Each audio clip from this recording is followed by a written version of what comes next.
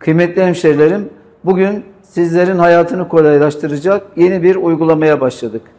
Düztepe'den Karataş istikametine giderken Özdemir Bey Caddesi üzerinde et satış noktamızı faaliyete geçirmiş bulunuyoruz. Doğrudan üreticiden siz değerli tüketicilerimize sağlıklı, güvenli, uygun fiyatlı et ulaştırmak adına böyle bir satış noktasını açmış bulunuyoruz.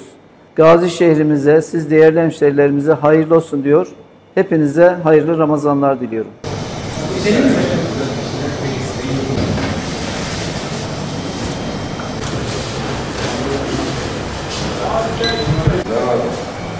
Ben